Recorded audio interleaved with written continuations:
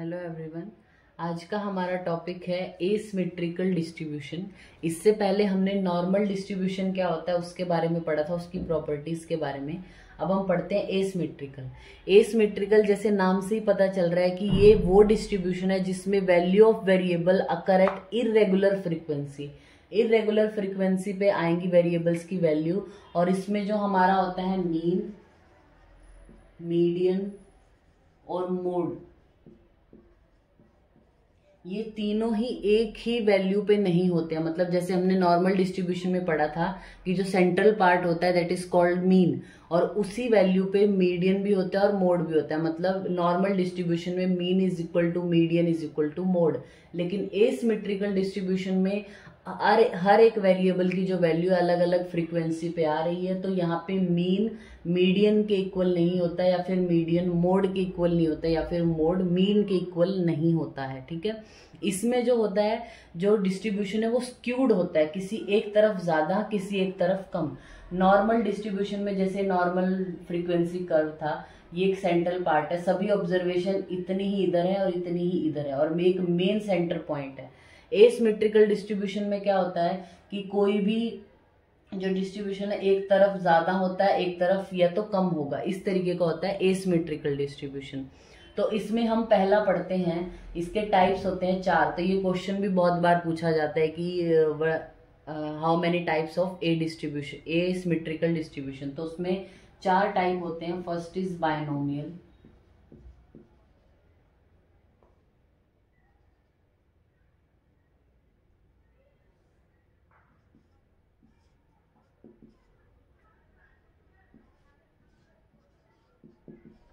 Binomial distribution होता है। Second हमारा होता है यूनिफॉर्म।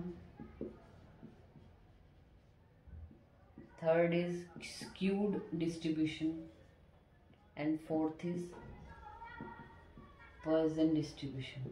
ठीक है, बायनोमियल डिस्ट्रीब्यूशन क्या होता है कि ये वो प्रोबेबिलिटी डिस्ट्रीब्यूशन है where there is only one outcome of each trial. एक ही आउटकम आएगा, जैसे कि हमने इससे पहले जब प्रोबेबिलिटी पढ़ा था तो उसमें भी पढ़ा था।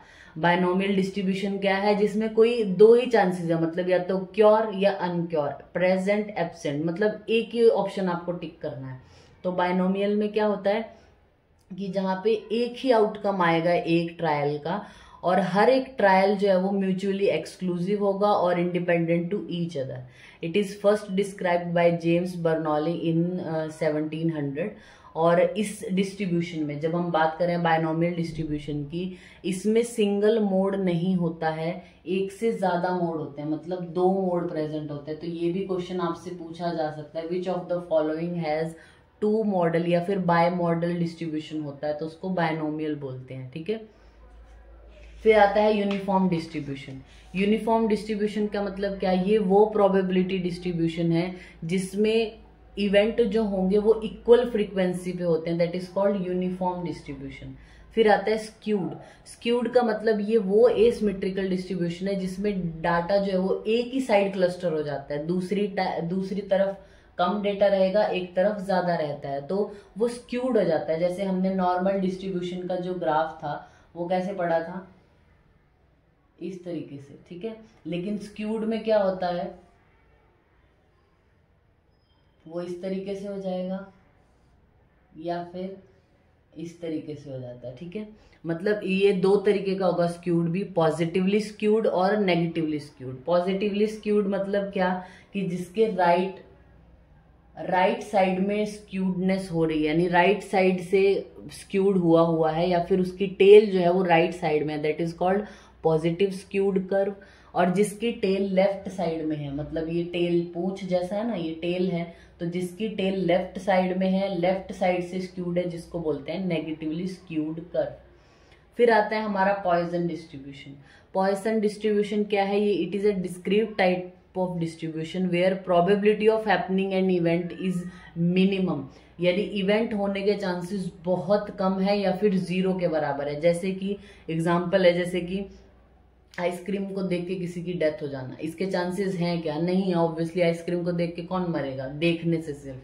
तो वो पॉइजन डिस्ट्रीब्यूशन में आएगा। या फिर रेबीज के सर्वाइवल रेट बहुत कम है, रेबीज किसी को हुआ तो सर्वाइवल रेट बहुत कम होता है, तो इसके चांसेस भी बहुत कम है ये इवेंट होने के, ठीक है।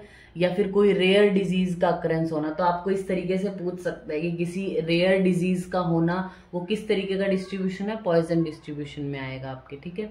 इसी के अंडर जो एसिमेट्रिकल डिस्ट्रीब्यूशन है, अब हम इसके बाद एक टॉपिक और पढ़ते हैं, स्टैंडर्ड एरर, ठीक है।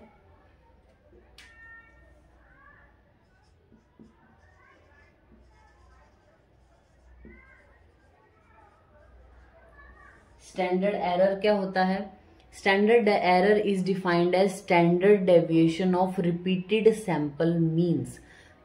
आपने सैंपल के मीन बहुत बार रिपीट किए तो कुछ ना कुछ चेंजेस तो आएगा ना, उसमें एक दूसरे से डेविएट हो सकता है, तो उनका डेविएशन कितना है वो जानने के लिए स्टैंडर्ड एरर यूज होता है, ठीक है। तो स्टैंडर्ड एरर का फॉर्मूला क्या हो गया? Standard error is equal to standard deviation under root N. Under root N means sample size से लिया जाता है ये। जब आपके पास प्रोबेबिलिटी हो तो standard error is equal to P Q divide by N, ठीक है। नेक्स्ट हमारे पास एक क्वेश्चन आता है कॉन्फिडेंस इंटरवल।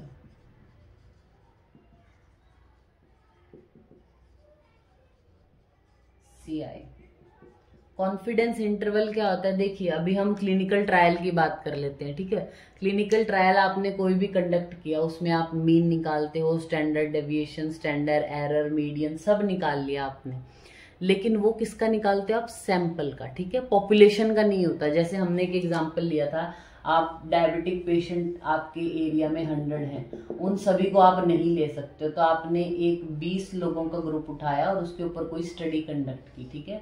वो सैंपल आपने लिया, ये 20 लोगों का जो है, तो इसमें कुछ अलग मीन निकलेगा, मीडियन निकलेगा, स्टैंडर्ड डेविएशन निकलेगा, लेकिन ये सैंपल का है, ठीक है। वो सैंपल वाला जो मीन है वो पॉपुलेशन वाले मीन से कितना रिलेटेड है, कितना उसके आसपास है, उसको एस्टिमेट करने को बोलते हैं पॉइंट एस्टिमेशन। लेकिन वो आप एस्टिमेट तभी कर पाओगे जब आपके पास पॉपुलेशन की स्पेसिफिक वैल्यू होगी, जो कि होना तो बहुत इम्पॉसिबल है या फिर बहुत मुश्किल है वो होना। तो आप एक इंटरवल, एक कॉन्फिडेंस छूट दे देते हो कि इतने से इतने के बीच में आया तो हम अच्छा मान लेंगे, या फिर मान लेंगे कि ट्रू के जितना ही है। समझ रहे हो? जैसे आपका सपोज करो किसी भी क्वेश्चन का आंसर अगर 89 था और किसी पर्सन का आया 78.9, किसी का आया 79.5, किसी का आया 79.9, तो आपने क्या किया, एक लोगों को छूट दे दी कि जिनका आंसर 79.5 से लेके 79.9 के बीच में है, उनका आंसर नियरली इक्वल है, यानी उनका आंसर, सॉरी 80 की बात करते हैं यहाँ पे, 80 आंसर था एग्जैक्ट, यानी ये पॉपुलेशन का जो मीन था या पॉपुलेशन की वैल्यू 80 थी, लेकिन आपने सैंपल लिया। अब ये सैंपल जो है वो रिप्रेजेंटेटिव जरूर है पॉपुलेशन का, लेकिन उतनी वैल्यू हमेशा ट्रू नहीं आएगी ना, ट्रू वैल्यू कुछ होगी, लेकिन आपका जो सैंपल है अगर वो अच्छा रिप्रेजेंटेटिव है तो इस ट्रू वैल्यू के आसपास की वैल्यू ही लेके आता है कभी ना कभी, मीन की, मीडियन की, या स्टैंडर्ड एरर, स्टैंडर्ड डेविएशन, सबकी वैल्यू आसपास ही आएगी। तो आप एक इंटरवल, आपको कॉन्फिडेंस इंटरवल इसको प्रोवाइड करते हैं कि डिग्री ऑफ कॉन्फिडेंस देते हो कि इतने से इतने के बीच में वैल्यू आई तो आपको माफ है, समझे आप? तो उसको बोलते हैं हमारा कॉन्फिडेंस इंटरवल। जैसे कि आपने कॉन्फिडेंस इंटरवल फिक्स करना होता है, जैसे आपने बोला कि 1 स्टैंडर्ड डेविएशन तक आप फिक्स करते हो, या फिर 95% कॉन्फिडेंस इंटरवल का मतलब क्या है? 95% कॉन्फिडेंस इंटरवल मतलब क्या? जो आपका सैंपल का मीन आया है उससे ±2 स्टैंडर्ड डेविएशन ही, स्टैंडर्ड डेविएशन या स्टैंडर्ड एरर ही होनी चाहिए सारी चीजें, ठीक है। इतनी ही वैल्यू होनी चाहिए, इससे कम या ज्यादा नहीं होनी चाहिए। 95% कॉन्फिडेंस इंटरवल अगर आपने तय किया है, अगर आप 99% कॉन्फिडेंस इंटरवल पहले ही ले लेते, इसका मतलब आपकी जो ऑब्जर्वेशन की वैल्यू है तो वो मीन से ±3 स्टैंडर्ड एरर या स्टैंडर्ड डेविएशन तक ही होगी, इससे कम ज्यादा नहीं होती। That is called confidence interval, ठीक है। तो ये हमारा टॉपिक हो गया एसिमेट्रिकल डिस्ट्रीब्यूशन। इस चैप्टर में जिसका नाम था नॉर्मल डिस्ट्रीब्यूशन, उसमें हमने पढ़ा कि नॉर्मल डिस्ट्रीब्यूशन क्या होता है, उसकी प्रॉपर्टीज क्या हैं, बेल शेप्ड कर्व है, कितनी स्टैंडर्ड डेविएशन तक कितनी कितनी ऑब्जर्वेशन आती हैं वो हमने पढ़ा। फिर उसके बाद एसिमेट्रिकल डिस्ट्रीब्यूशन होता है, उसके 4 टाइप जो हैं, मतलब बायनोमियल, यूनिफॉर्म, स्क्यूड होता है, पॉइजन डिस्ट्रीब्यूशन होता है, वो क्या है, स्टैंडर्ड एरर क्या है, या फिर कॉन्फिडेंस इंटरवल क्या है, इसके बारे में हमने पढ़ा। Thank you.